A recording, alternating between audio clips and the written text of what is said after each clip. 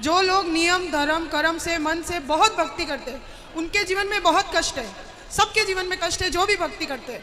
मैं भी ठाकुर जी को मानती हूँ, उनके इर्द गिर्द ही मेरे विचार रहते हैं, लेकिन इतने नियम मैं नहीं पालन कर सकती हूँ। जो थोड़ा होता है वो मैं करती हूँ, लेकिन जो ज़्यादा नियम पालन करते हैं इतना कष्ट में रहते हैं, फिर भी उनके साथ तर पर तर उल्टा होता ही जाता है। तो कहते हैं कि ये सब कर्मों का खेल है, उनके कर्म है, जैसे वो कभी कुछ पिछले जन्म में किया होगा, कभी इस जन्म में किया होगा, उनका फल है उनका दुख। लेकिन मेरे को ये समझ नहीं आता कि जब कर्म करके फल लेना है, कर्म करके फल लेना है, तो वो भक्ति का उसमें क्या योगदान है, वही मेरे को। और जब भगवान कहते हैं कि मेरी आप भक्ति करोगे तो मैं हर चीज़ से आपको मुक्त कर दूंगा, आपके लिए जीवन आसान कर दूंगा, तो फिर कर्म का दोष कैसे लगेगा, मुझे वो समझ नहीं आता। वाह, सुन, भक्ति सिर्फ इसलिए की जाती है, इसलिए नहीं की जाती कि भगवान हमें पैसे वाला बना दें, भगवान हमें धन धान्य से भर दें, घर में सब कुछ हो। भक्ति का मतलब पैसा पाना नहीं, भगवान से बेटा बेटी मांगना नहीं। अरे भगवान की भक्ति आपको जो देगी, कोई कर्म में इतनी ताकत नहीं है कि आपको वो दे सके।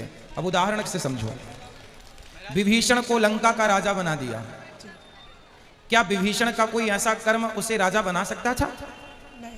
कर्म अच्छे करता था फिर भी लातें खाता था, रावण लात मार के निकालता था। पर भगवान की भक्ति जो की, उस भक्ति का भी फल, कर्मों का फल यदि मिलता है तो भक्ति का फल भी मिलता है। थोड़ा सा देर है